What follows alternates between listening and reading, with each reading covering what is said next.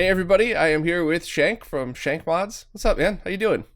Hey, I'm doing great. Thank you for doing this. It's always fun to hang out with cool people in the scene and talk about different stuff that got going on.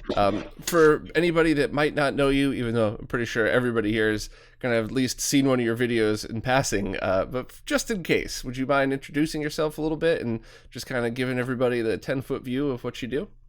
Let's see. So if you know me from the forums, you know me for like a lot of the Wii stuff. Mm-hmm. Like I did a lot of the Wii circuit board revision documentation and a lot of the foundation for building portable Wiis and stuff like that. And I have lots of like YouTube videos where I do, well, not lots, I have like 5 videos where I do like portable Wiis. Those are kind of my bread and butter. But I've also done other stuff. Like I did a Virtual Boy handheld recently, and I did the GameCube Joy-Cons, and that got more views than all my other videos combined. So Mm-hmm. that's what a lot of people know me for. Yeah. So it's funny because your videos are like the perfect storm because they have great technical information in them. They're very well made. They're fun to watch. It's one of those things where I'm always very happy to see channels like yours grow very big because like you got all the boxes checked. I mean, it's not, I'll never get production quality that nice and stuff like that, but I I get don't my know, facts man. out. So I think your production quality, like, your production quality has always been pretty solid. I Like mean, in my obviously opinion. not on the weeklies or stuff like this because they're way more laid back. But I'm definitely always trying to improve the fancier videos that I do to make them better. But it's kind of hard when you're playing the same game as people like you, My Life in Gaming, John Linneman from Digital Oh, my life Foundry. in Like, gaming's on yeah, a totally different level than me. Mine's like just I'm not. So the funny thing is, the first video I edited ever was the third video on my channel, which was the Pee Wee Pocket one. oh yeah, That was my first time editing. My second time editing a video ever was the Wii Vision video, the one with the white portable. hmm And then my third time editing was the GameCube Joy-Cons. That was my third time like ever using editing software. And I'm just like, well, it's the kind of thing where I watch a video and I look at it and I'm like, well, what would I want to see in a video? Well, I hate videos that drag on and aren't, you know what I mean? Where it's like, let's take a 3-minute thing and drag it out to like 10 minutes and 6 seconds. to hit Like, the algorithm. Yeah, yeah. I can't. And, I can't do that. I can't deal with those. They drive me crazy, and I have to turn them off. And I feel bad, but I can't yeah. do it. And I get it. Nothing against them, but like me personally, I'm just like, I want to keep doing that. So what I try to do is I try to say as much as I can and like cram it all into like the densest stuff, and I'll spend just stupid amounts of hours like on an individual bit just because I think it's funny.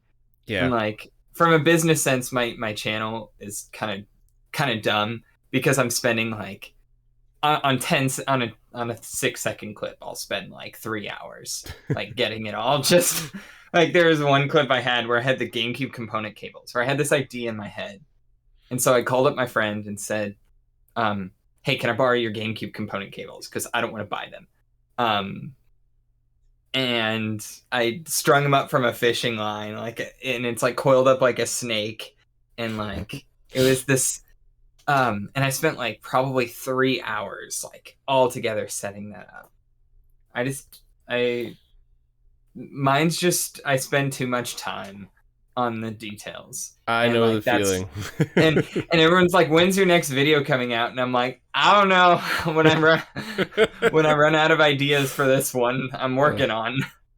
Yeah, I think for anybody that's never made a video before or never made anything other than something like this or like the weekly stuff that I do is I don't, and I mean this with respect, I'm certainly not talking down to anybody. I just don't think they get what actually goes into it versus, what they see, because there's some effects that you could tell, like, all right, like when Ian just did a video that was all in Blender and it was all 3D graphics of the N64 stuff, like everybody kind of looks at that and goes, well, that must have taken forever. But things like doing a comparison shot and lining up 4 things exactly at the same time. And then not only do you do that, but you realized, oh no, I forgot to set my capture card right on one of them, so I gotta go back and redo. And like the stuff that there's so many 20-second segments of my videos that took a full day. Yeah. Yeah. I appreciate that. Like there's lots of like Macho Nacho. Like I look at his stuff and I'm just Tito, like, gee. He puts out one like a week. Yeah. I don't know how that's even humanly possible. Yeah, and I think I didn't do an official interview. I did like a live stream with him. I want to go back and hopefully hang out in person at some point in the future. But he said that he doesn't even really have any training with that. He kind of just learned it and started doing this stuff. So it's, I think most of us are self-taught. Like you said, you're self-taught. You just kind of learned as you went with this, right? Yeah, I didn't even want to do YouTube. I just like people like, oh, you're a YouTuber that mods. I'm like, no, I'm really just a modder that makes videos. Because I had the Kill Me, which was the Altoids tin one. Mm-hmm. And I posted that. I was at a Smash tournament. Some guy was like, I was showing him this. And I'm like, oh, yeah. He's like, oh, do you have it on Twitter? And I'm like, no, I've got it on the forums. And he's like, you should make a Twitter and post it on Twitter. Yeah. And I said, okay, it's on the forums. He said, just make it on. So I posted it on Twitter. And I was in... a week or two later, I was in class and my phone was just going bang, bang, bang, bang. That's funny. And I'm like, what is going on? Because I'm used to like 12 people knowing who I am on the forums, and then everyone's like, dude, your video's like your tweet is like trending, like in the gaming stuff. Like my tweet was trending. And it was like there were articles being written about it, and Pat the Punk made a video on it. And I'm just like, and people like, make a video. And I just threw together a video, and because I didn't know how to edit. And then it went really well. And they're like, do another video, like do more videos. And I just was like, okay, I'll try to learn to edit. And just, it was an accident. That's funny. Yeah, I know that feeling too, because when I first started this, I was on a My Life in Gaming live stream, and it was late at night, and I'd been drinking, and I was like, yeah, I've been talking about doing a podcast, but I just, I keep overanalyzing it. I'm like, all right, forget it. There's like 200 people watching, so tomorrow I'm going to release it. There we go. And I woke up the next morning with a hangover, like, what did I just promise? Like, that's how the podcast started. But oh yeah, for sure. So that's a cool origin to YouTube, but what really got you started modding in the first place? You grew up with a Wii and then you wanted to hack it down to make a portable one, or have you been tinkering just your whole life with stuff like this? Or? Yeah, I've been a tinkerer most of my life. I did lots of in middle school, I did lots of Nerf gun mods. I thought those were cool. And I saw a video on a GameCube portable, and I was like, that's the coolest thing I've ever seen. Because I'm a big Melee head. I love me some Super Smash Brothers Melee. We are obnoxious. We really like Melee. And that's also what got me into CRTs was my lag. Yeah. But I was working on so when I went off to college, I wanted to bring the Wii with all the GameCubes with me, and my younger brother was like, no, you're not bringing them.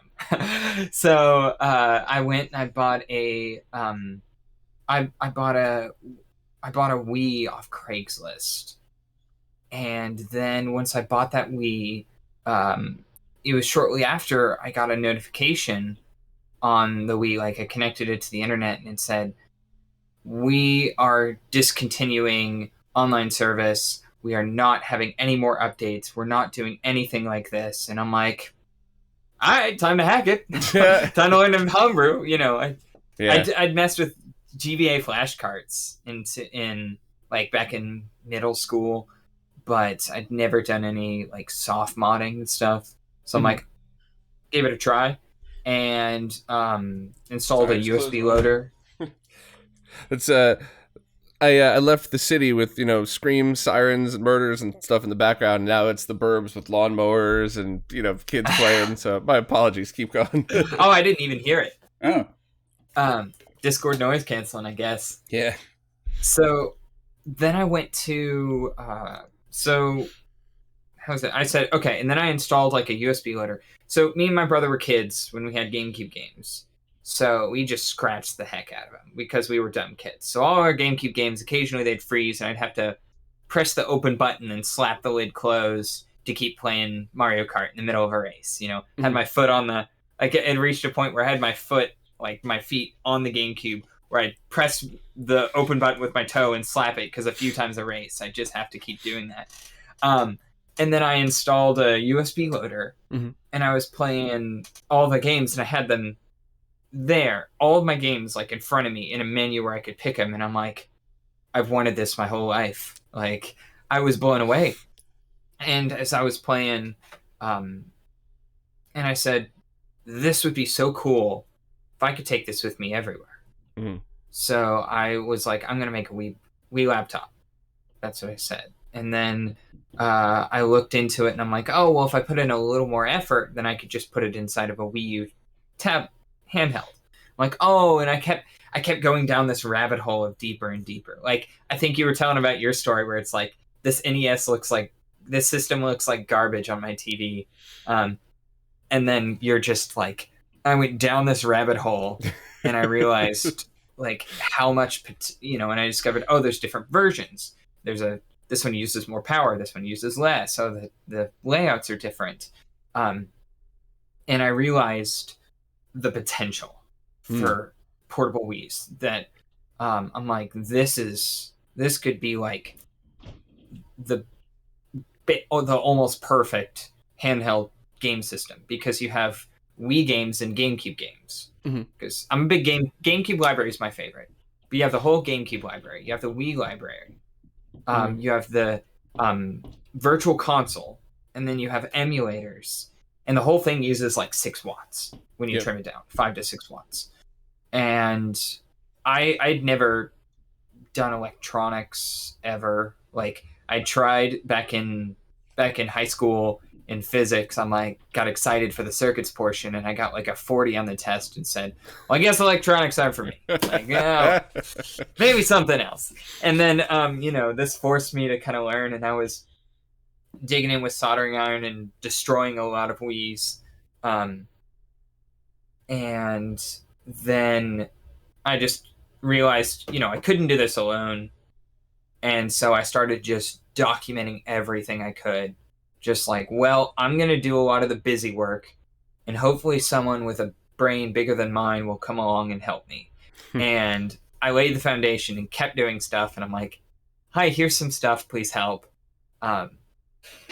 Because. And where were you when you were doing this? Were you on a particular forum or something? Or I was on BitBuilt. That's what I assumed, because that's the place to go for this. Yeah, it started on Mod Retro.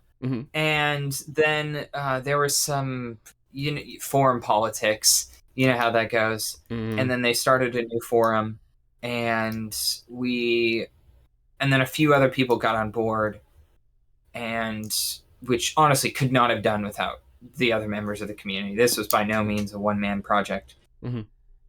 Like we sanded down have you heard of the Wii Compendium at all?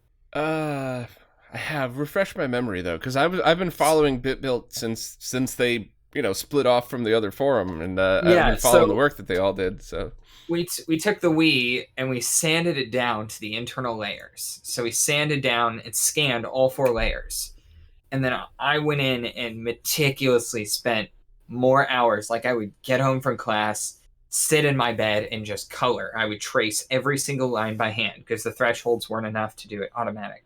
So I went into like the voltage layers, and I started the voltage layers, and I outlined all the polygons of it and filled. And then I went in and I did all the voltage layers, and then I followed where the traces went, and every voltage via on the Wii I've colored in, and every voltage segment, and then I went to the data lines and did all that.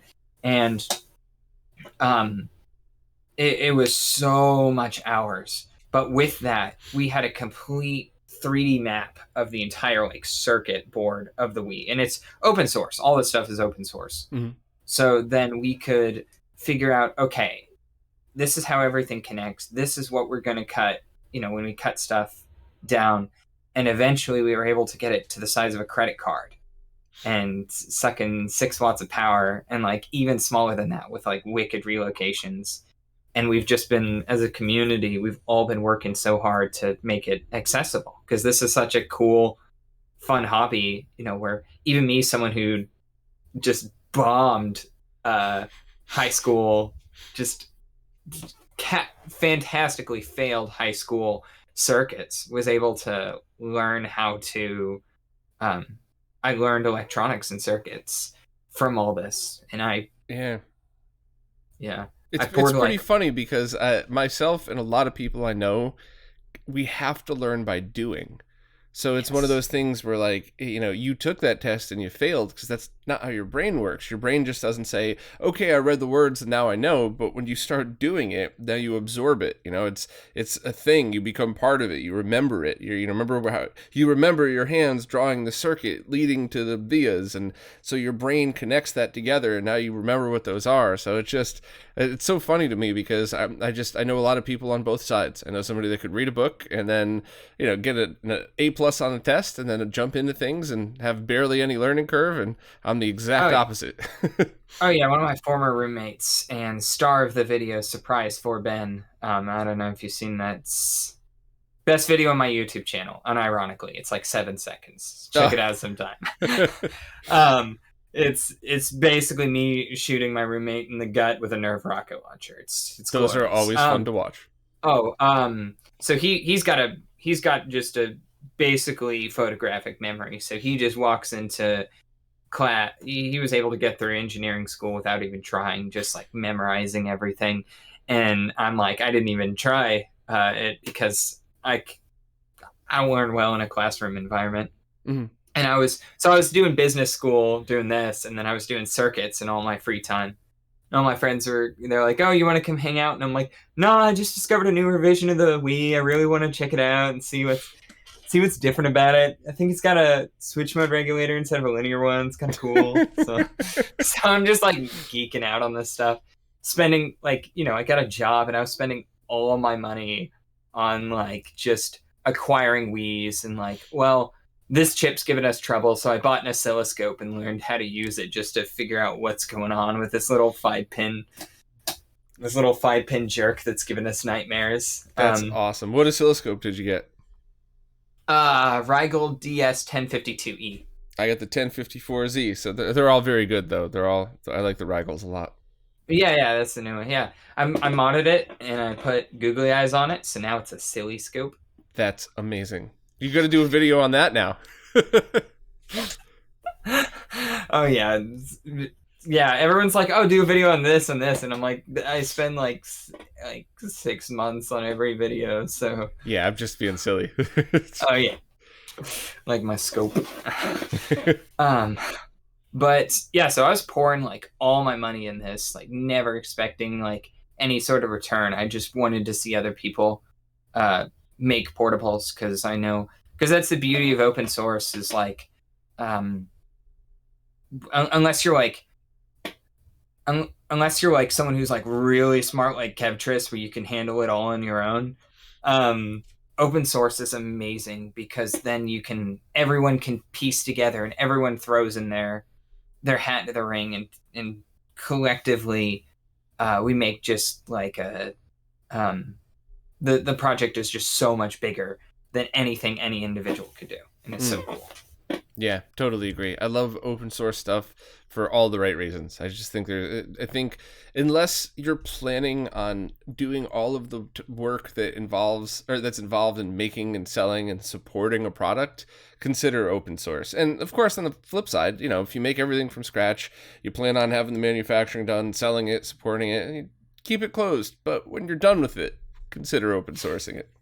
Yeah, that's my attitude as well. Whereas pretty much everything I've done, personally, I've had open source. Mm-hmm. The one exception was the Virtual Boy portable, because after seeing the GameCube Joy-Cons video, where the hardest aspect of it is soldering to points that are like smaller than 0402 with magnet wire, and I see people I got tons of DMs in Twitter. It's like starting on this project, and it's them cutting a wavebird in half, like not even straight. Oh, Just tons of people sent me messages of wavebirds cut in half, and like who had never soldered before, didn't know what they're doing, and I'm just like, okay.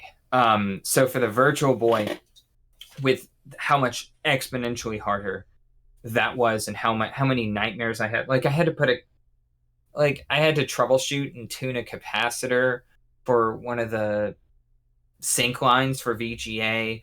I had to trim the legs off of a dip chip and solder to the leg stubs to the board. Like there's all this dumb stuff that I didn't include in the video that I had to do that was just jank and really hard. And I didn't want to set people down the wrong path. Yeah. By putting that stuff out there. And that's why like that's the only thing I haven't of my personal projects. And for 4-layer stuff, we open source for, that's the business I also do with Aurelio and Gunnar, who are two engineers who are way smarter than me. They are so smart. I'm just here trying to. I mean, you all play your part in that. Oh yeah, the scene moves so fast. Like at first, I was the one pushing all the stuff, and then once I got the boulder over the hill, and then all the other smart people came in, and I was trying to help, and I was just trailing behind. Yeah, I know. I know that feeling, and I love it. I love being surrounded by people that are smarter than me. I learn so much. I have a lot of fun.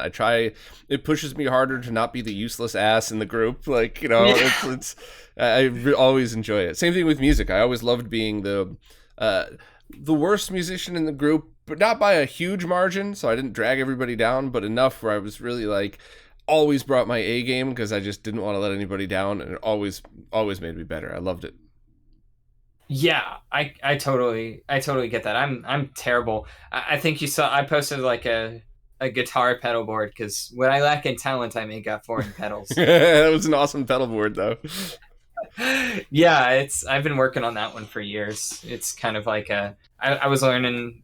When I went off to college, I was like, I'm gonna learn a whole bunch of stuff. You know, it's like, hey, anytime someone's like, do you want to do this? I'm like, yes. It's like, do you want to learn this? Yes.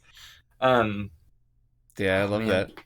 You know, I got to go back to what you said a minute ago, though, about deciding not to put that up because you didn't want people to start breaking their consoles. You didn't want to make it look easy, and that, you know, I'm really happy that that's your perspective, because whether you like it or not, you have a responsibility to decide on how much of that you want to take on. Now, obviously, I'm not trying to say it's your responsibility to troubleshoot everybody who works on stuff in your videos. Oh yeah, for sure. I just mean there's a lot of times that I purposely don't. Here's a good example: is Steve from RetroTech. Great dude, great videos, but a lot of his videos assume that you've been following his channel, and while he always throws in safety tips, you still have to understand what you're working on. So I don't promote every single one of his videos because I don't think you should throw somebody into that who doesn't understand what they're doing.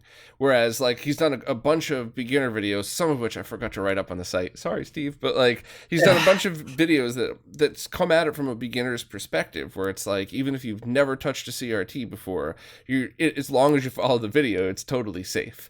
And it's just one of those things where I think a lot of people are pretty reckless in their just general, I guess. I think just period. I think they're just pretty reckless in their recommendations, their modding, sometimes it's very easy to accidentally lead people down the wrong path, and I just don't like the attitude of, screw them, it's their problem. Like, I mean, it is, but you could have done better. You could have made the choices better, and so I 100% agree.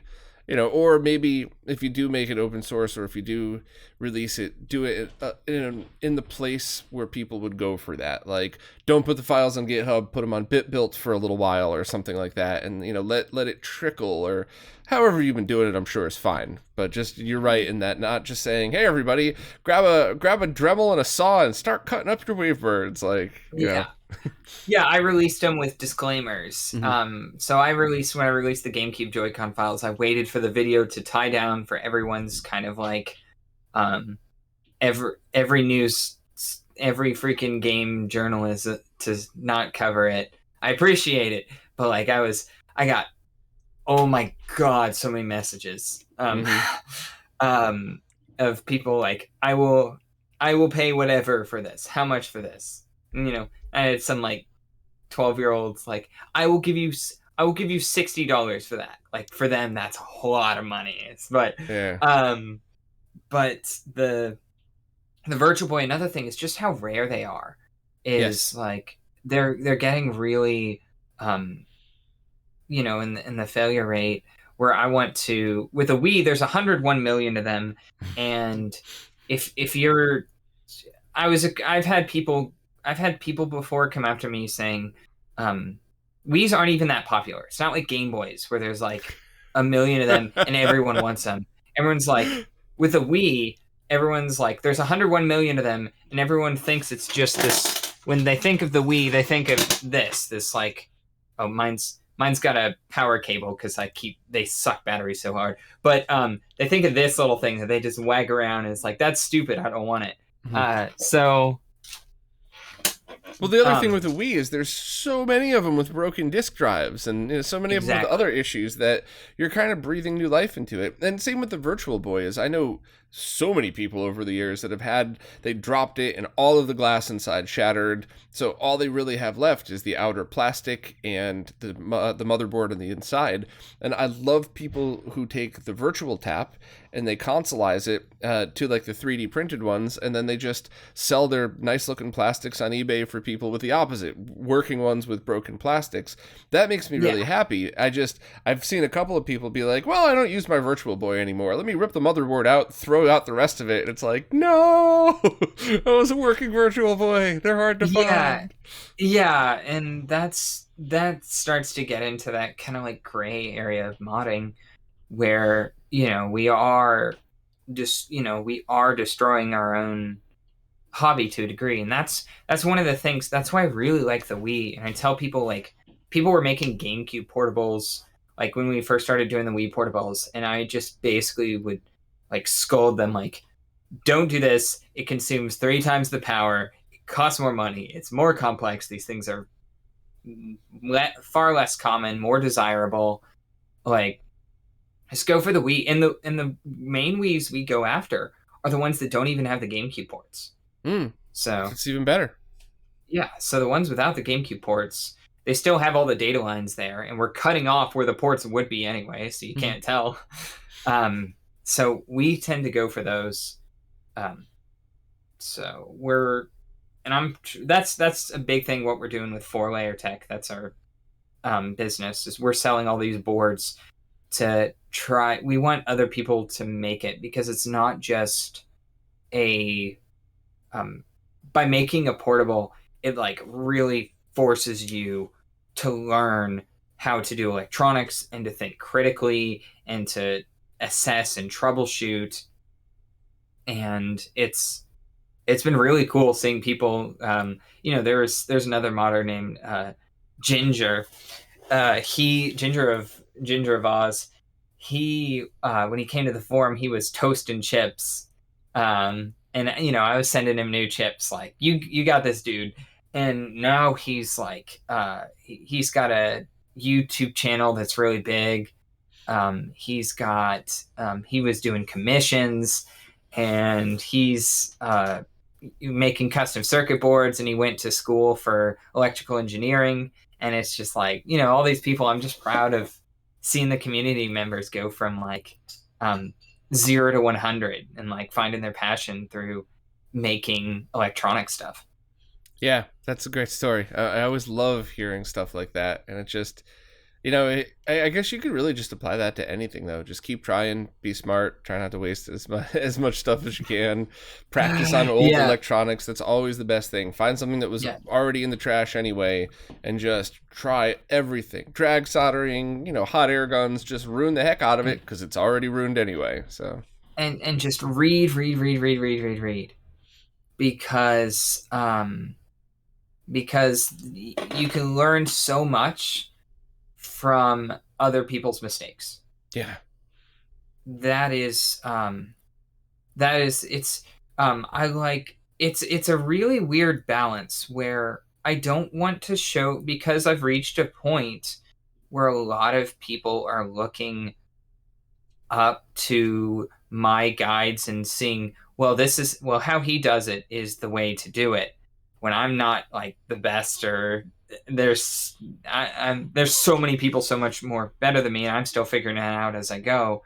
But there are people that think I'm, because people listen to whoever has the biggest following, not whoever's the Yeah. smartest. You know what I mean? I've And unfortunately dealt with that with the lag thing for years. Well, they oh have yeah, 10 times the following as you, so you're lying about lag. It's like, the Earth's fucking round, people. Like, I have the data right here. Like, you believe whatever you want, but here's the data to prove it.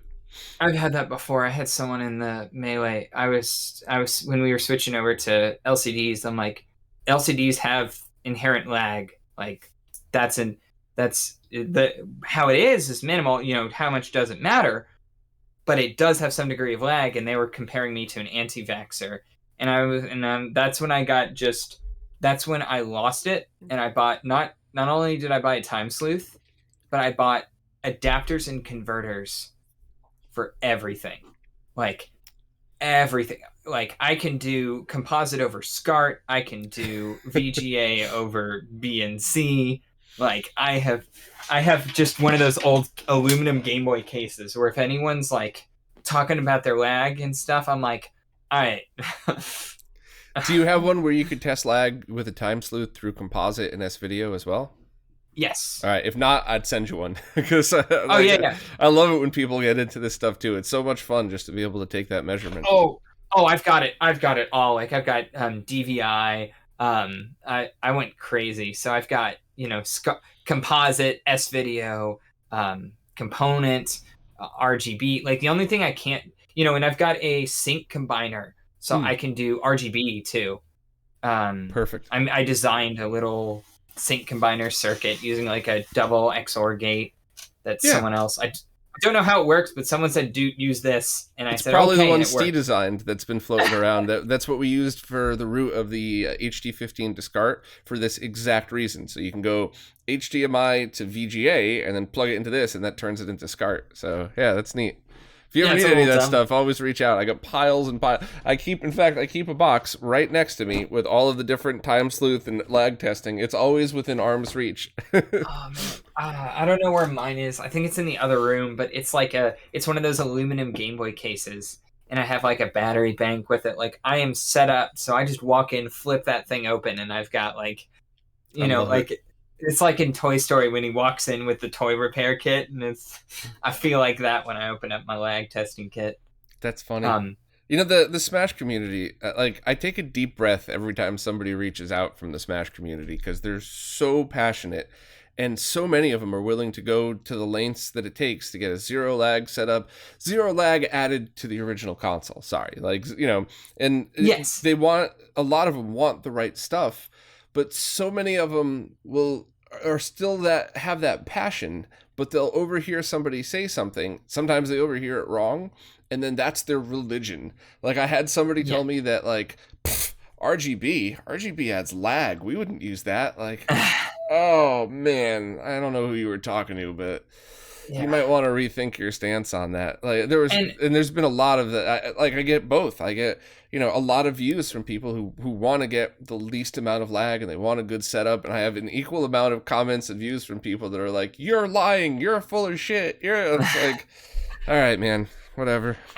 and I've been guilty of spreading bad info and stuff as I've learned it as well, because I used to think that any digital to analog or analog to digital conversion added lag, and that was a big misconception going around, and I was reiterating that because all the analog to digital and digital to analog converters, and someone smart who I thought was smarter than me told me, and I'm like, well, it makes sense, but in reality that's not true. It's the frame buffer that adds it. Yeah, it's funny because that I could see how people would misunderstand, because on the one hand you could have two converters that look identical to each other, and one just converts analog to digital or back, and the other one converts analog to digital and scales it. and they look exactly the same other than a little resolution switch, and one of them adds lag and the other doesn't. So I could see that.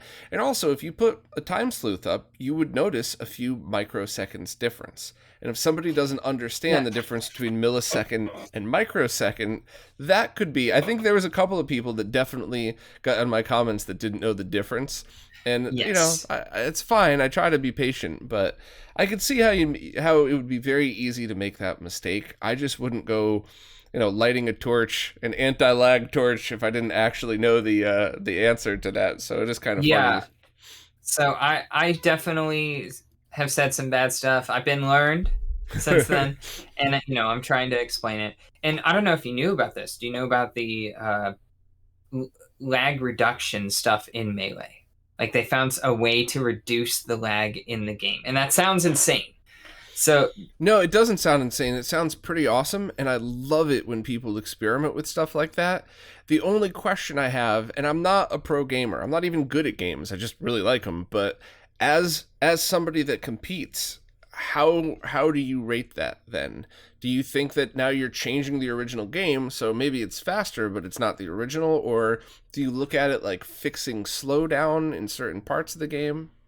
well, the interesting aspect of it is one frame in a game that fast, one frame does make a big difference. And a piece of a frame can have people like, oh, if it's less than one frame, it doesn't matter at all. And it can for reactions and timings for stuff that's so critical. And you see how a lot of these people play. And I'm not at that level. No way, not going to claim to be. But they've actually have a problem where if you turn if you have the latency reduction codes on a CRT, it messes with the balance of the game because some of the characters that rely on where they'll grab and then they'll read the reaction where they roll to grab them again, they get a boost. They get a buff, because a slight buff, and it messes with the balance. So they have different levels of stuff. If you're using it on a LCD, you want to figure out how much lag you have and then compensate the accurate amount so then it's not messing with the gameplay and balance too much. That's really interesting. It's cool that people are going to these kind of lengths to test this stuff out. Oh yeah, there are some really really smart people working on it in the Melee scene, which I think's kind of awesome. I went by my local. A lot of times I came in with a time sleuth to my local scene to check there, and I'm like, hey, I'm gonna check all your stuff. Check your stuff for lag. And they're like, are you gonna blast us on Twitter? And I'm like, no, I just want to help. So I went in and I time sleuth their stuff, and I'm like, yeah, you got like 3 to 5 milliseconds on this. You're solid. Like that's great. Like with the pole drift code, you guys are more than set. And it's such a mystifying thing where it's until you have a time sleuth and you look at it, it's all just kind of feel and subject. It's like guitar tone. It's just kind of Yes, that's a good example. It's funny too because I had a very lengthy, probably 10 paragraph rant from a Smash player about how, and they're sending links to studies at universities that say humans can't react faster than 100 milliseconds, and fighter pilot studies. And then a couple of weeks later, another Smash player, another very long email about how stop saying 1 millisecond doesn't matter. That's a lie. You're spreading misinformation. And I'm like, I've tried so hard to explain as best I can, but first and foremost, for the average person, 1 millisecond doesn't is zero. But it's not reaction time per se, so that's a huge part of it. But when you're talking about sub-frame level of gaming, it's not that you're seeing something on the screen and reacting faster than 16 milliseconds. It's that you're seeing something on a screen and you're performing your moves as quickly as you can. And if it's off, the moves don't get entered as fast. So it's not a conscious thing. It's not like like a DDR type of game where you're reacting to what's on screen. It's exactly a combination. And the 1 millisecond thing, it's if the controller is only getting pulled once per frame, the chance of you detecting something under 8 milliseconds is is really close to zero. It's 50% in the scenario of you've entered all of your moves as fast as you can. Did you get them in within that 8 millisecond thing? So for me, the line that I draw is anything under 8 milliseconds, or yeah, like 7, I would say, just to cover it. I would envision that as a lagless gameplay setup, and that's 8 total milliseconds added over a wired The controller entire signal going chain. into, yeah, the whole signal chain. So if you measure it from a standard wired controller to to a CRT, like anything half a frame of lag added to that, the chances of that really affecting your gameplay are so close to zero. And that was even tested with Tetris players who, the entire chain of the NES, there's no frame buffer. I mean, they're all gaming on CRTs. So it was very interesting to see the difference. I think for peace of mind, if I had a choice between here's 2 exact same setups, but this one has 1 millisecond and this one has 8, I'm a nerd. I'm going to choose 1, even though I know that I personally will never tell the difference. It's like RGB versus component for some people. Yeah, but a lot of times that has to do with the cable or the console or the signal. I would say that's more like S-video versus RGB or component on a consumer grade TV. Most people aren't going to be able to tell the difference. Like on a calibrated BVM or scaling it to 4K, sure, of course. But like, yeah, and so it's one of those things that I respect, and I'm always trying to learn more. And as with all humans, right, the more you learn, your opinion evolves with that. But for me, I'm definitely saying everything I've learned in the past 10 years of RetroRGB, half a frame, so 8-ish milliseconds or less, is the safe spot even for professional gaming.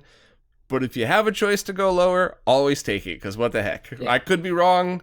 There could be other scenarios I haven't run into yet, but yeah, that's about it for me.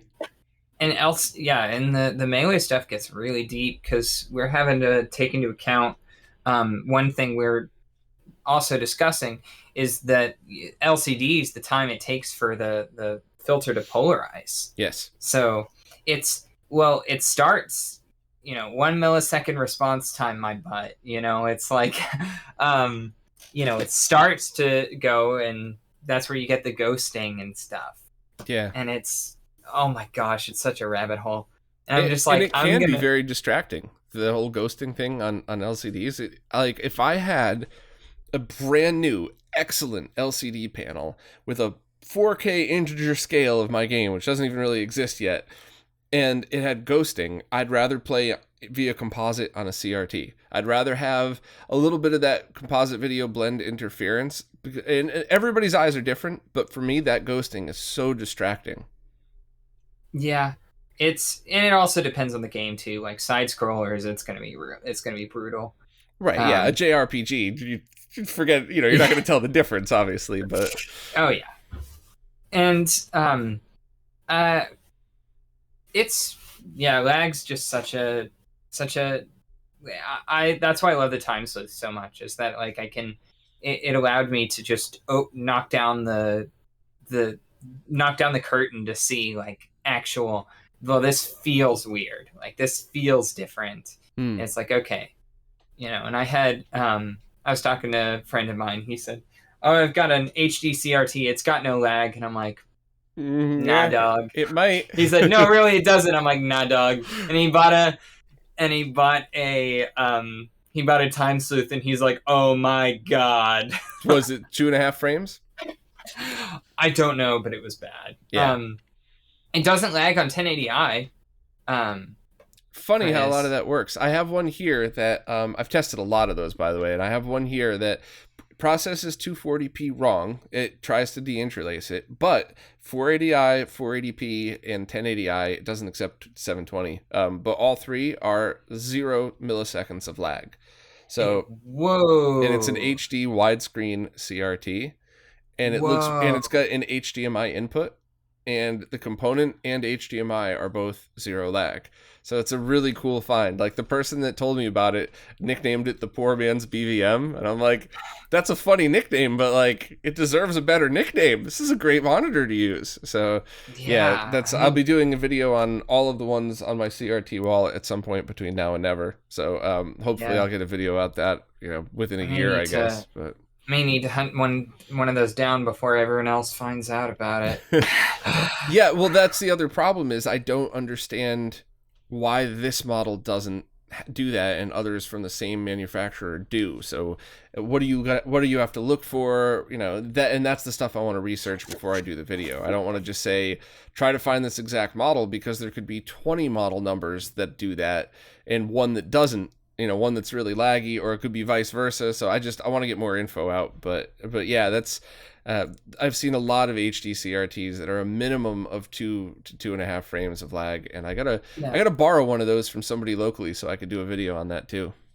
Yeah, because HD CRTs are something that I think really needs a lot of exploration, because I think from my understanding, most of them, my understanding, and this could go, it's one of those things where we're always learning more, where most of them not great, but maybe some good ones. So it'll be interesting to kind of like crack that open and see how true that is, and how yeah, I agree. The HD CRTs, the number one use that I thought was really great was PlayStation 2, because almost all of them the ones that add lag, at least, scale it to 1080i.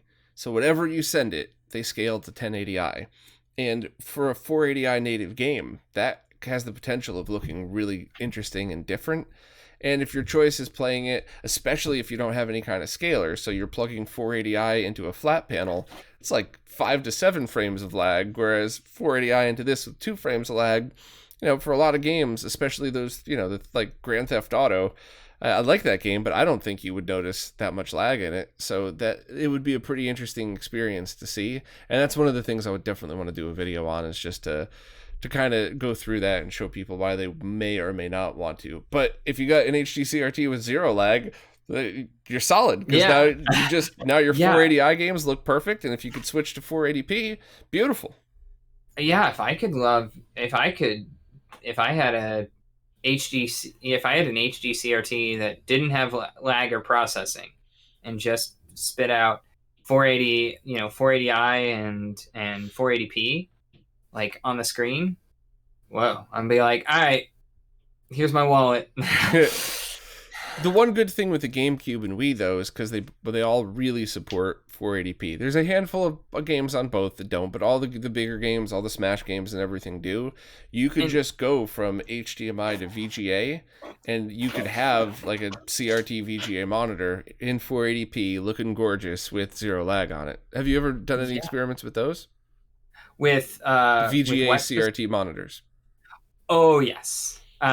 Remind me after the show. I'll show you some VGA CRTs. I've got some fun ones.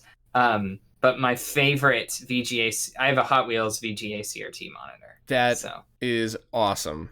That is very cool. Yeah. So that's probably my favorite. I've got some. VGA CRTs are my favorites, and I enjoy them because they're not like PVMs where the lid's been blown off, and at this point it's like it's so expensive and difficult to acquire one. But like VGA CRTs are still kind of low key, so yeah, they're getting up there.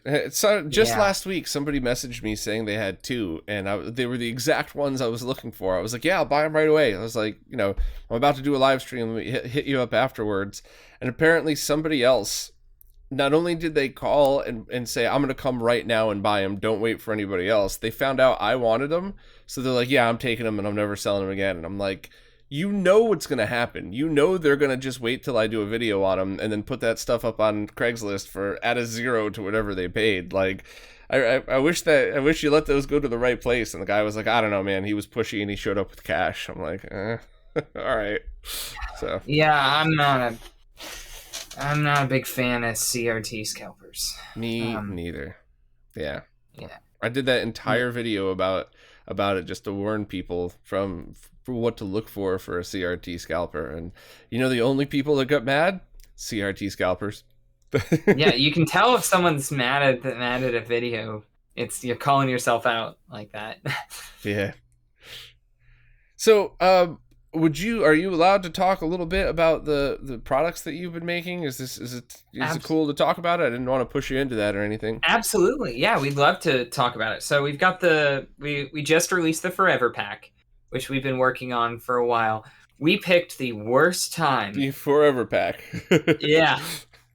Yeah, those are ready. We picked the worst time to start a business selling circuit board stuff. Let me Yeah. tell you. We saw the storm coming, and we all, the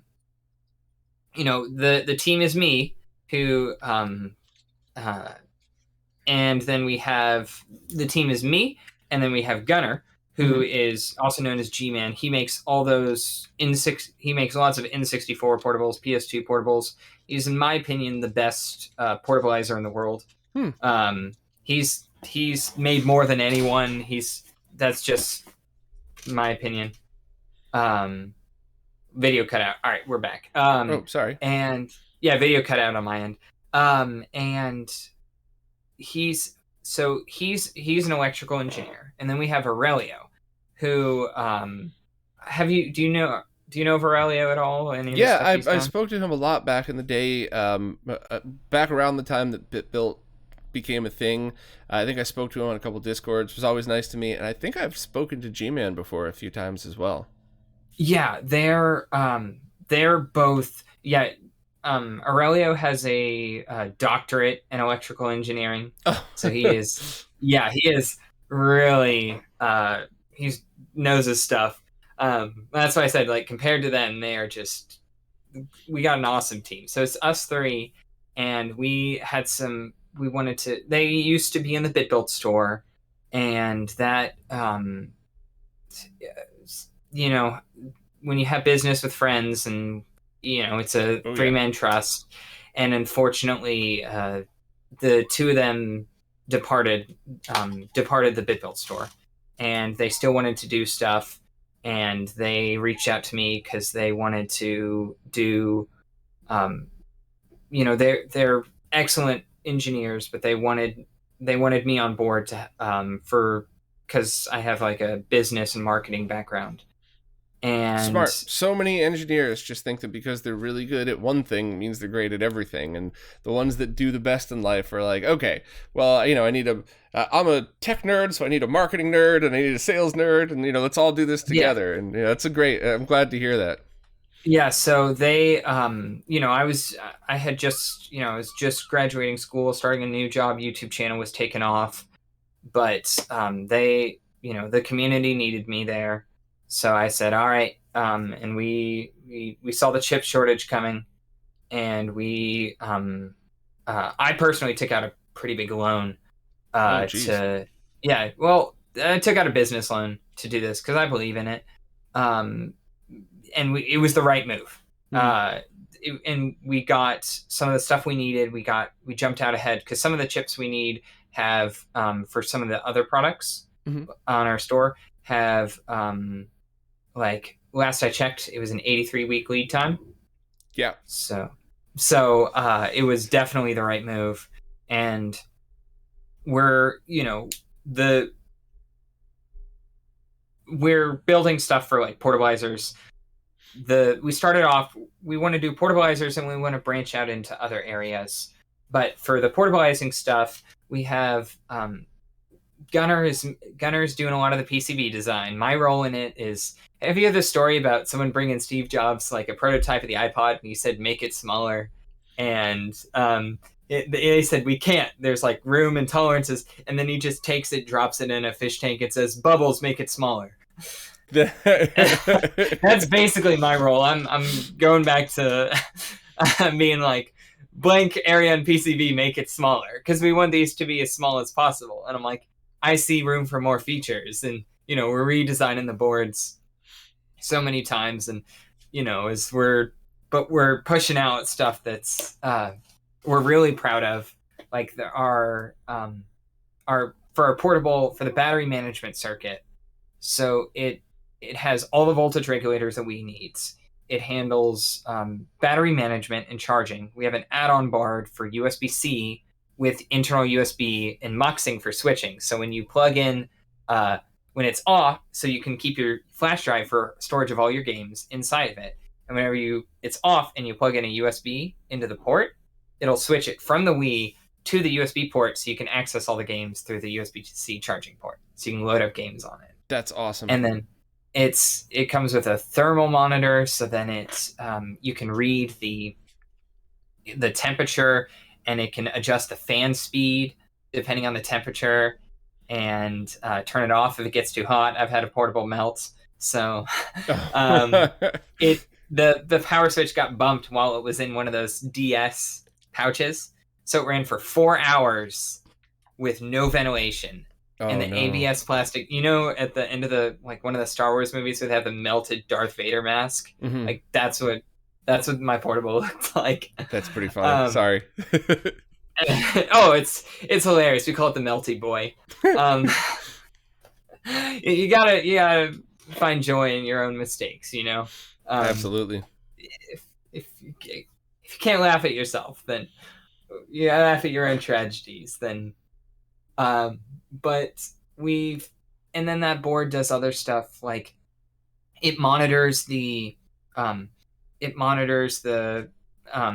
got a cooldown counter, so it monitors the power going in and out, and it interfaces with the Wii using custom software over I2C, so then it displays the battery charge on the screen of your portable, like the battery level and charge status, and we can update the firmware through the Wii using Homebrew. That's so awesome. We're doing like because we want to make portables that we're really proud of, and we just launched this one open source. I'm gonna be right back. Yep. I'm gonna grab something. So a member of our community named Wesk bought a 3D scanner. Have you heard about this at all? No. So he's been scanning different consoles and parts and stuff. If you buy it, if you basically either pay the cost for him to buy an item, he 3D scans it and uploads the files. That's awesome. And so he's doing all sorts of stuff. And the big one was the GameCube controller. So he scanned the Wavebird GameCube controller, and he designed. He did most of it, but we teamed up with him to help him and stuff like that. So this is what he calls the Ishida Wavebird, and I've got two of them here. The orange one probably would show better in camera. They both look great. Oh my gosh, yeah. So it's an open source project. It's and like the whole thing is like super sleek, USB-C with cooling, and it's the stuff's open source, and it's designed to use our boards from the store. So to build one, we have a part. You buy the parts from our store, and then you have the case design is open source, so you can have it 3D printed somewhere, and you can 3D print it yourself. It's designed to be printed on a Prusa. It fits on a Prusa bed. That was like the thing. And you buy our boards, and then you get the case printed, and we have a list of parts you can buy from DigiKey or Mauser, and they're easy to solder, and it all assembles, and you can build like an authentic feeling GameCube controller. Like it feels so nice in the hands. So I'm curious now. So you're basically able to add Wavebird functionality inside your portables, but would you also be able to just build your own wireless, like basically clone the Wavebird? So this is the Wavebird shell. So this isn't like Wavebird circuitry. This is the Wavebird shell for the geometry of it. So this was what was 3D scanned. Okay. Because the Wavebird has the kind of chin at the bottom. Yes. You know what I mean? And this shape on the back, and that gives us more space to fit stuff. So yeah, but I just meant from portable. But would you also be able to just recreate the Wavebird now in the same exact shape as the original? Potentially, but injection molding it would be money. Big money. Yeah, so many people don't seem to understand that, and it's another one that I totally get. But you got to drop for something like that, maybe 50 grand, maybe it might be more. I haven't done that in a couple of years, Yeah, but from what I could tell, if I wanted, yeah, years ago I looked into like, because I was just tired of, I wanted, the Melee community, we love our GameCube controllers, love them. We go through lots of GameCube controllers, and I looked into how much would it cost me to actually have a real. It drives me crazy how bad the third party ones are. Like they are this close to like they're putting in the money, and if they put in like 10% more money, they could make something amazing. yeah, agreed. But they don't. And I looked into it myself, and it was like 30 to 50 was the estimates if I brought them the CAD file. Yeah. The biggest problem, the biggest two problems with that is if something goes wrong, you're totally screwed. And even if something doesn't go wrong, the quantity is what determines everything. So if you sold 10,000 of those, great. You could make a decent profit. You could sell them for a fair price. But if you sold 1,000 of those, that's a totally different story. And now will people pay it? Because you have to charge that much more. So that's kind of a thing. And then, as soon as you charge past a certain point, you get all the trolls that are like, that's ridiculous. That costs more than a GameCube. Who's dumb enough to buy that? And it's like, you have no idea what went into this product. It's a totally fair saying it's too expensive for you, but it's just, you get what you pay for. Yeah, and it's the scale, and we're trying to really, and we're aware that ForeverPak is something that it was a smaller piece to injection mold, and we're aware. We're hoping to, I've gotten a lot of people in the ForeverPak telling us it's like, well, don't you know about F-frame mods? You could totally do an F-frame mod, and it's like, well, not everyone has a hot air station. Not everyone. And to buy them on eBay is like $60 plus shipping or something like that, like an F-frame modded one. And you have to use the original pack. And so we said this kind of clunky. And, Gunnar said this is kind of clunky, and he 3D printed his own. And you made a blog post about it, just like, oh, this is cool. And he messaged me like, dude, these are really popular. I did not think people were going to like these this much. He just did it as a small thing. And I said, when we were starting this, I said, all right, let's do this. I said, let's go in big. Let's go injection molded. People who like N64, they like their colors. They like the colors to match the consoles and the controllers. And then I said, I borrowed some very crispy, fresh controllers from my friends, and I had them go to the factory. I sent those to the factory to color match, so they are. We didn't do like cheap injection molds. Like the plastic we're using. We went out. Gunnar went out and threw it on the concrete over and over to try to break it, because we don't want that like the. You don't want it to brittle and crack within a year of using it. Yeah, the third party thing, and our goal was we wanted to really feel, because we're just a bunch of nerds. We want like cool stuff. We want to do the business instead of like, how do we optimize for here's a market, how do we maximize for the most profit? It's like, instead we're like, my attitude is, how do we make something cool and then justify making something cool through the business of it? You know what I mean? We're kind of like,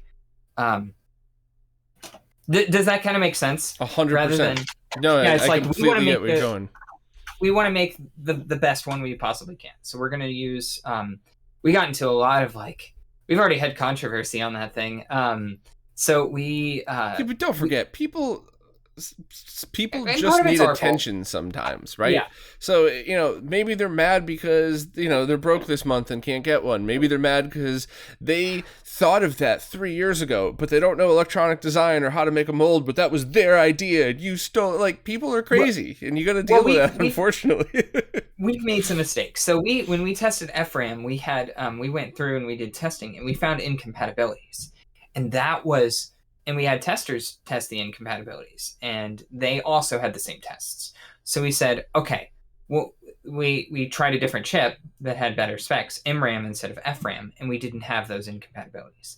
Well, it turns out this was a problem with our methodology of testing. Hmm. It's a long story, but we didn't know this. We didn't know we had a flaw in our testing methodology. So when we announced our stuff, we said doesn't have the incompatibilities and all that stuff. And then people started coming after us because FRAM, they're like, FRAM doesn't have incompatibilities. And we're like, but we did the testers. And the N64 dev community was super cool and helped us figure out what it was. And we corrected that. And there's a lot of things where you don't realize until a product hits the market. You know what I mean? Where Oh yeah. things That's you don't actually a really think good story. I thought you were going in a different direction with that. I thought you people were just hating on the product for. I didn't realize that it was an actual test thing. But that's a neat story. I'm glad the N64 community helped out with that. Yeah, we love the community, and I totally get why they were angry. Someone was coming in. It looks like I get angry too when it looks like someone's coming into my hobby and lying to people and when it looks like they're lying to people to try to mark up their product and make it look great and push it more. And it's really hard to, some people are like, well, your pack won't last forever, and I'm like, yeah, it won't last forever, but how do you convey the value of like flash memory on paper lasts like 10 years, but we all know it lasts way longer. Right. And like our chips we're using, the FRAM, I think it's like 10 years, but they've been using it for more than 10 years. Nobody's had any problems with it. And ours lasts like, we found a chip that's, it lasts 20 years on paper, but probably going to be better. I mean, probably longer. That's just how these things work with electronics. It's like, this is the minimum. Right. And we've had so we're we went with MRAM over than FRAM, and everyone's like, oh, FRAM's great, why not just use FRAM? But on paper, MRAM's just a better chip. Like, but are there any disadvantages of using MRAM? Not that we're able to tell. A big thing right now, another big thing is with FRAM, is there's lots of FRAM chips on AliExpress. And so it's the kind of thing where we wanted, and there's not MRAM chips on AliExpress, you know what I mean? Yeah. The kind of iffy chips, and right, yeah. They're both great tech. People shouldn't take that MRAM invalidates FRAM. But the thing we should take away from it is that we looked at them both and we said, this one, we think this is a better tech. It's going to cost us a little more to use it, but it's, it's a better. Does that make sense? The actual value for it makes total sense. But when you say cost more, what are you currently selling them for? When I say cost more, I mean like the cost of the chip is like a tiny bit more. Oh, I was going to say, we're selling these for $30. I was going to say, this is a good value here. Yes. $30 for something that you plug in. There's no modding. Yeah. You don't have to sacrifice an original anything to do it. You just buy this thing, you stick it into your controller, it matches the color of your controller, and you're done. And that's it. Yes. So that's a good value. And it's got the same capacity as the original. And people are like, why didn't you do more? It's like, well, the N64 can't address more. Like, you'd have to get into other shenanigans to do that. That's a fair question, though. And it's a solid answer. Yeah. So, some people saying we're ripping people off for only including like 250K. And I'm like, it's like, why is 250, kilobits $30 when 32 gig SD card is $10? Yeah. Yeah, I mean, it's a fair question, but it's just, there's so much more that goes into this, what the N64 could address, how you'd have to go about it. So, and I'm sure there were more expensive ways to go about it, but I like a cheap option like this. I like, and I say cheap respectfully. I mean, I'm sure you could find old Yeah, N64 memory packs in a dollar bin at some, a third party one at a game store, but cheap compared to what it would cost to do some crazy solution with multiple memory banks and stuff like that. So yeah, we thought about it, and we wanted something. We thought about we're going for more like wider appeal here for the average N64 person, where they're probably the enthusiast is going to want something crazy, but to do something for the enthusiast, you need to really have a higher margin on it because you're not going to sell as many of them. yeah, And we wanted something that, because retro games getting really popular right now. People want to save their Mario Kart ghosts, and all that stuff. And we wanted to make something that would be, just simple to use, drop in, and affordable. Mostly, where it's kind of like you look with a $30 price point. That's, we probably could have charged more for it, but I would rather have that kind of impulse. Well, it's just $30. I'll bite and get it, and it's like, wow, this is pretty good. agreed. So, And it also opens the door up now, because now that you have the tooling made, you could always add, I forgot what they call it, but basically it's like the insert to the tool if you wanted to make a different edition with another, the same mold, but like a slot for something or a switch. So if you wanted to go back and make the $100, fully loaded crazy enthusiast version, you could do that now that you have all of this stuff in place. Whereas you couldn't have done the opposite. You couldn't have started. It wouldn't have been $100. It'd have been $150 because you'd have to compensate for the tools and all that stuff. So exactly. And we want to do like we've got lots of just like really ambitious ideas, but in order to do that, you kind of have to, in the world of business, you kind of have to grow up to bigger and riskier things. So, like the like I showed you, the Ishida thing's this one's a big thing for us. Let me try to get it in frame, because this is like totally going to change anyone who loves the GameCube controller. Like, you have to play GameCube games with the GameCube controller. Like, it's just agreed. It's just such a good fit. And having something like that that's open source and that they can just drop in, it's so cool. I've been so busy with I'm wanting to build one of those myself, but I've been just so swamped in in stuff for 4Layer and my job and YouTube channel that I'm like, you'll get to it. Oh yeah. Have you all determined like a list of LCDs that are super, super low lag for your handhelds? Because I know like the LCD CRT kit Greg sells, it's like 1 millisecond of latency, 1.2 milliseconds or something. Oh, that's interesting. I want to do some like testing on different. We've got an IPS panel that it feels pretty nice. It's a 5-inch 16:9 480p IPS panel. We're kind of limited because we try to aim for 480p displays, because the Wii outputs 480p, so we can get that 1-to-1 pixel mapping.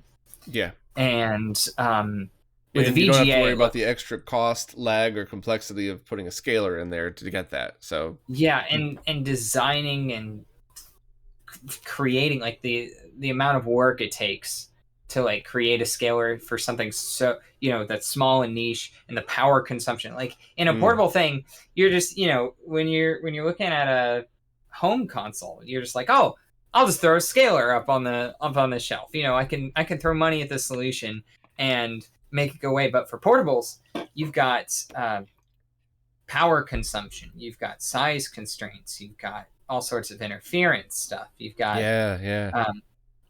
so we have like a real guidelines. One of the best things that's ever happened to portabilizing was Aurelio. He did the VGA mod, as you've heard of it. It's not a perfect solution for outside of portables, but for us, it was a game changer, because all these tiny screens, we were using either composite or like, or good heavens, Wii to HDMI. So having that is a great solution. And Aurelio's even developed the tech to directly drive a screen with an FPGA, like from the Wii's digital stuff to drive it. That's pretty cool. Is that going to be? What about the power consumption on the FPGA though? It's lower, than the uh, drive board that's used that Huh. we're replacing. So it So you actually actually does gain battery life by doing that? exactly. Yeah, we gain a little bit of Badass. battery. I love it. That's very Yeah. cool. So and big issue is FPGA and therefore chip shortage. Yes. So we gathered up when we saw the chip shortage over the horizon. We had to make an assessment. It was like, what does the community need the most? We need to keep this community alive because so the chip shortage doesn't kill us. Hmm. So we decided that we went with the voltage regulators boards that we have. We need the audio amp. Have I told you about the U amp? You actually might think this is I don't cool. think so. So it can accept analog audio. So let's start with the outputs first. So the outputs, so it's a teeny tiny board, and the outputs on it are, it can do speakers and a headphone jack, and when you plug in the headphone jack, it mutes the speakers. Perfect. So Okay. for volume control, you can, depending on a jumper, you can do digital audio, so volume buttons, or analog volume for wheel. So, but the inputs on it, so you can do analog audio input, or you can do Wii digital audio, PS2 digital audio, and I think the third one is Dreamcast digital audio. Oh wow. So yes, it's a single tiny $20 amp. It's on castellated pads, so you can design your own board to solder it on, and it can work for all those consoles. That's So awesome. so we needed the regulator board I told you about, the USB-C board I told you about, the voltage regulator. I mean the audio amp, and the GameCube controller emulator, the GC Plus. And we went on those because those are the bare essentials that the community needs, the portabilizing community needs to survive. And we needed to get through the chip shortage storm because it's so bad. People Yeah. don't realize how bad it is. I am Um, personally involved with 4 projects that are on hold indefinitely because of it, and that's just me. And so I can't imagine how it's affecting everybody on all levels. Like small hobby stuff where somebody wants to make 100 of something, or a company that's Not like, dog. I usually sell 100,000 a year, and now I'm going to sell 0 this year. I just can't even imagine how that's affecting everybody. Yeah, people they're talking about the big auto manufacturers missing out on billions in sales when it's like, yeah, well they get first dibs, and a lot of all the smaller companies are really struggling to actually acquire the chips to sell a product, Yeah. and it's really rough. But we that's why that's why I took out the loan, and I'll be fine. Like we're doing okay. It was, the moral of the story is it was the right decision. Yeah. And the community's afloat. We're making cool stuff, and people can buy. Um, so we have those, and then we have the ForeverPaks, which we're really happy. The reception's been so positive. People are really liking them. Yeah, and And I don't think we did a full overview of that, but I'm gonna just politely send everybody over to Tito's video, Macho Nacho Productions, because it's just an awesome video. It's everything you would need. It looks great. He's easy to listen yeah. to. So I don't think, with respect to you, I don't think we could do any better than he already Oh, did. So, and you already oh, told the backstory. So oh yeah, Macho Nacho, like his I don't understand why he should have more subscribers than me. Like yeah, it is it's criminal that he he doesn't is have more than he does. I tell people he punches above his weight so hard. Yeah, good person too. Uh, I always like it when they're he's cool such a cool people. guy. Hmm. He's such a cool guy. Someone was going after him, like after the ForeverPak, like saying, saying he was a shill and all this stuff. And my attitude is, if I think about this, if I wanted to make a YouTube video that was totally biased to reach as many people as possible, I have like, why would I, send it to Right, exactly. You have a platform that you could do that, so why would he do that for? Yeah, I mean, yeah, I used to get offended by that, and I don't even give a shit anymore. There are so many people that accuse me of taking paychecks from Mike Chi because I like the RetroTink products, and like he and I have had a couple of really good laughs at it. Like, don't forget to send the other $1 million over, Mike. Get another yacht to put in the water tomorrow. Like, no, I like stuff, and I just don't understand. I mean, there are absolutely shills out there. And there are absolutely people who just, if they take a product for free, they'll say anything about it because they wanted the product. And in fact, I have to include one of these in so many of my videos. I don't want to say it out loud because I'm just going to cause trouble, but I have to always reference a specific product because so many people, when I finish these videos, are like, you forgot to add this, and so said that that's the best thing in all of gaming, and you need to plug it in. So now in all of my videos that involve a certain type of thing, I have to always go, and of course I tested it with this thing, and of course it doesn't work because it never works right. Please stop talking about these. And it's, so shilling's real, and shilling, it's just it's not with the affiliate link stuff is very real.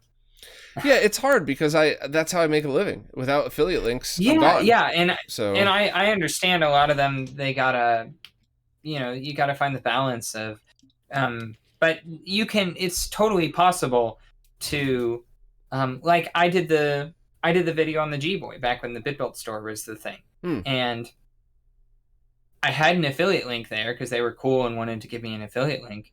But I was super passionate about this. I reached out to them and I'm like, hey, because my goal has always been, I want to see more people make portables. Because when I see more people make portables, not only do I get to see more people getting into the hobby and learning stuff, but maybe they could be the next genius that contributes back to the scene and changes the game. And agreed. I just want to see I want to see more modders, because with more modders and more open source, then we get even, there's more work to do than there are people. And there's always, and everyone has something awesome to bring to the table.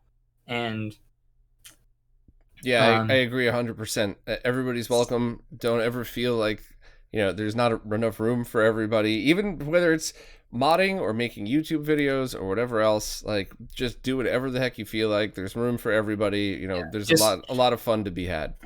Just try not to spread bad info. That's the lag is real. Lag is real. The earth is round. Lag is real.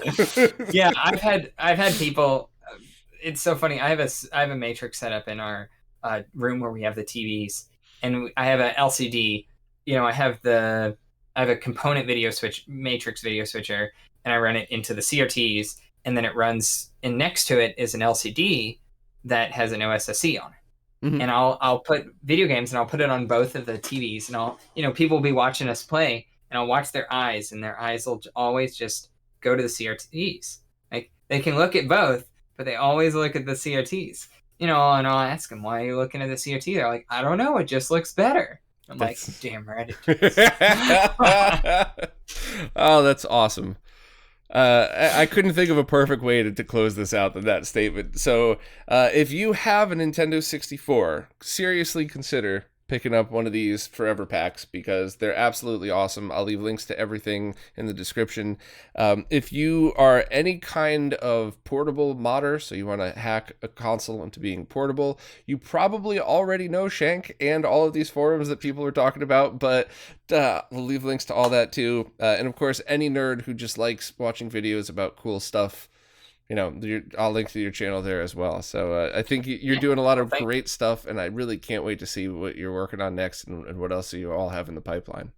All right. Well, thank you, man. Thank you for having me. It's really awesome it's pretty cool. It's so cool seeing all these modders in the community that I look up to, all the FPGA devs and stuff on this show. And it's cool to be one of the guests on it. Well, you are one of those people, so that's why you're here. So you get I hope you get that feeling of pride knowing that, not being on here, knowing that you are one of those people that are a member of the community that people look up to. So thank you for all your work, and we'll definitely do this again at some point.